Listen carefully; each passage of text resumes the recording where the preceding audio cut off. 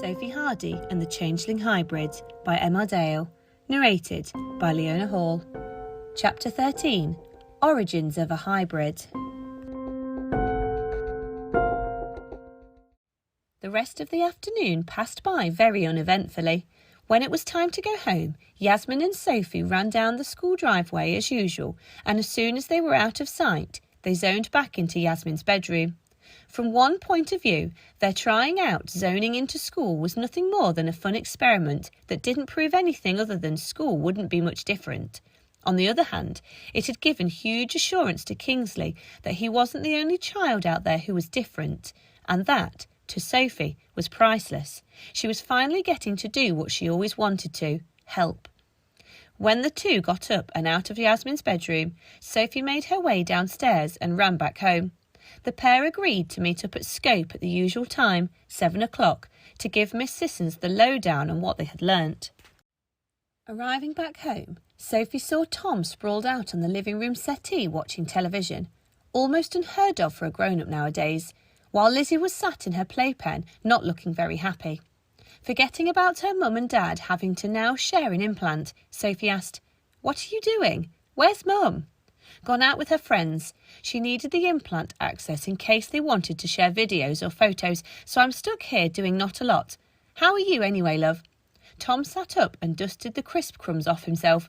He must have been there for quite a while, as he had made quite a mess on the floor. Seeing her dad wasn't quite himself, Sophie sat down and hugged him. "Is everything okay, Dad?" she asked. "It's all fine, Soph. Things are just a bit tough at the minute. Work things." Her dad was a bit dishevelled, like he was trying to hold something back from her in that annoying way that adults do when they think they're helping but aren't. Sophie didn't want to hear Tom talk about something that was going to upset him, and he wasn't ready to talk about it, so she changed the subject. "Dad, what do you remember about changelings?" she asked him. The smile that Dad always made when Sophie would ask him something like that crept across his face. This was what made Sophie and him so close, their love of all things mythical. There was no stopping the pair of them when they were locked in a discussion like this. "Dangerous creatures," was his short response, but Sophie knew there was more coming. They would swap people's children for their own kind and spirit away the other child. Never saw anything of them. They knew they were hated and so lived their lives in secret. Sophie nodded, but she already knew this. She was hoping her dad might tell her something new. "Are there any incidents you can remember with them from years ago?" she probed. "Not really. Let me go and get my books," Tom said, before running off to get the famous book of clippings her dad had kept. Whilst waiting, Sophie bent down to look at her sister. Lizzie smiled as soon as Sophie's face got close. "Sophie!" she shouted. It still made Sophie smile that hers was the only name Lizzie had learnt so far. She hadn't said Mummy or Daddy yet, but had almost mastered her sister's name already. "No one is spiriting us away," Sophie whispered to her, but Lizzie just kept on laughing at her sister. Tom returned to the room with one of his books and started scrolling through it. Eventually, he stopped at one page in particular. "Here we are, a child that changed appearance overnight. This was believed to be the work of changelings," he said excitedly. Sure enough, the article stated that a young boy had been put to bed by his parents, and when the parents had gone in the morning after, the boy looked completely different. Sophie was left intrigued by the story, but unconvinced that it had anything to do with what was going on with Desmeralda. "Is that the best you've got?" she asked, not wanting to sound too ungrateful. Tom started flipping pages again. He stopped a few seconds later. "What about this then?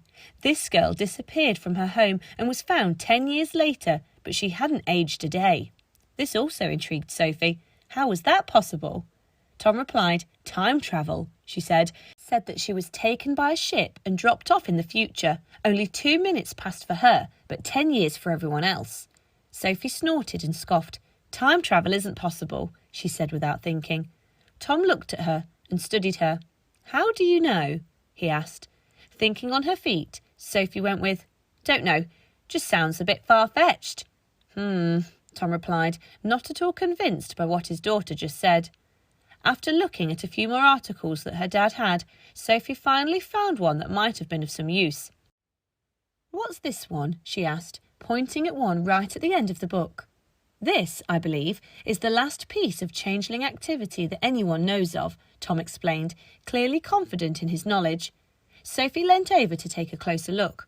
On the front of the paper was a photo of a woman holding a baby, and the headline across the top read, "Save my baby." Sophie started to read.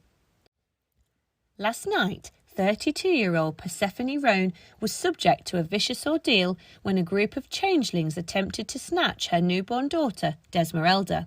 Taking place outside of Miss Roan's home in the heart of the Midlands, witnesses said that they saw 3 changelings, all dressed in green, attempt to snatch Desmeralda out of the hands of her loving mother while shouting, "Hand over the hybrid."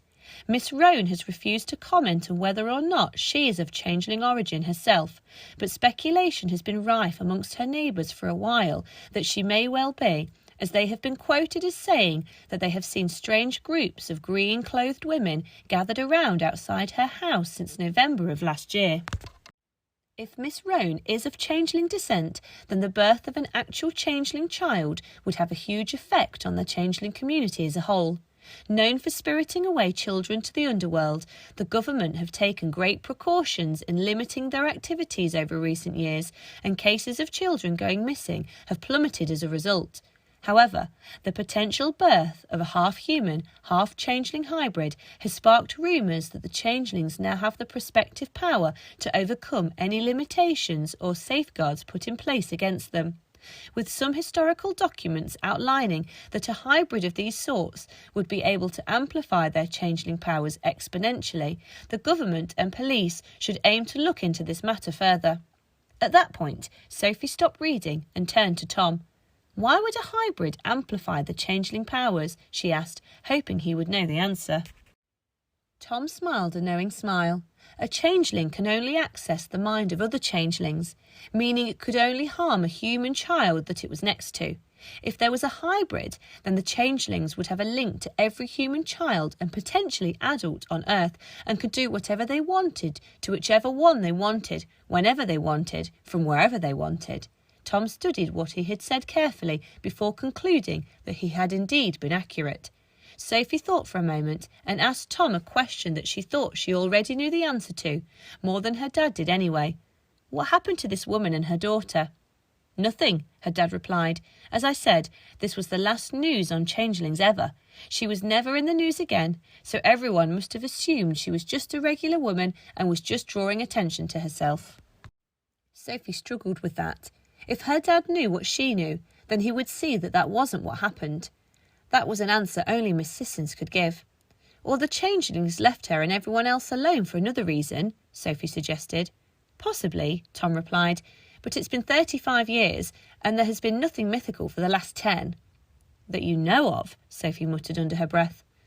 What if, Sophie started, trying not to give away Miss Sissons' whole story, the changeling couldn't use the baby?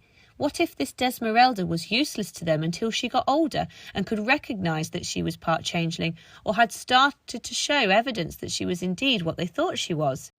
Tom looked at Sophie bemused. But that woman would be 35 now. Surely she would have known she was changeling by now, and they would have done something. What if she'd been locked away with changelings unable to get at her? Sophie continued to bounce ideas off her dad, drawing her own conclusions with the knowledge that she had and her dad hadn't. Then you have one heck of a story, Tom concluded. Sophie wasn't finished. If the changelings could now get to her, then they could still channel her power and do huge damage to everyone. Sophie stared right through Tom for a few seconds. He just looked at her with his eyes wide and his nose turned up.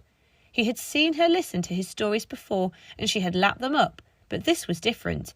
He had never seen Sophie act like this before. Sophie, meanwhile, had put the pieces together. The changelings originally tried to take Desmeralda when she was a baby, but had realised they had no use for her until the changeling powers in her became apparent.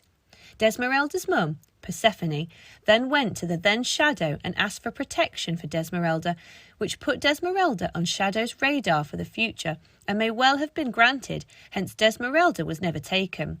Persephone then either died or disappeared through other means.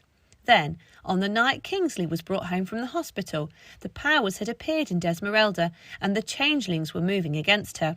However, Miss Sissons had gotten in first and taken Desmeralda to Zapfor, saving her from the threat of the changelings. Kingsley had lived his life with foster families, and Desmeralda was trapped in Zapfor after the departure. Now free, Desmeralda was being hunted by changelings who were beginning to regain their powers after the return. Through a combination of Kingsley's skill and Desmeralda's new understanding of her abilities, they had kept them at bay so far, but as the changelings grew in number, there would only be so long that Kingsley could fight them off with his mum, and eventually Desmeralda would be captured, and every child on Earth would be under threat from the horde of changelings that would want revenge on humanity. As Sophie phased back into reality, it dawned on her that she couldn't tell Tom any of this, and that she had to get to Scope as soon as possible to tell Miss Sissons, Yasmin and Clara, if she was there, the missing pieces of her jigsaw. In the meantime, though, she would have to play the role Tom was used to and not alert any more suspicions. So she yawned, and her dad put his arm around her. "How are you anyway, Soph? Been ages since we flicked through my old clippings like this," Tom asked, presumably making sure his daughter was okay after she appeared to just stare blankly for about 30 seconds. "I'm okay. You're okay, aren't you?" Sophie quickly thought back to the arguing that her mum and dad were doing the other day and hoped Tom would clarify what it was all about. "I'm fine," he replied, not very convincingly. "You can tell me if anything isn't," Sophie said, taking on the role of the adult in the conversation. Tom just smiled a very unsure smile at her and hugged her extremely tightly. Things were not right with her mum and dad, and Sophie knew it, but there was no way her dad was going to let his daughter in on his problems. That just wasn't his way. If Sophie didn't know better, she could have sworn that she heard her dad sob slightly as they hugged, but he quickly disguised it when the hug ended. "Still going to the football on Saturday?" he asked. "Wouldn't miss it," Sophie replied. "Are you on a shift at work tomorrow at all?" "No," Tom replied. "They don't need me tomorrow, so your mum is going out again while I stay here and look after Lizzie." At that, Tom went and sat back down on the settee while Sophie went back to his scrapbook and took a photo with her implant, which she immediately sent to the other three. She then walked off to her bedroom via another play with Lizzie.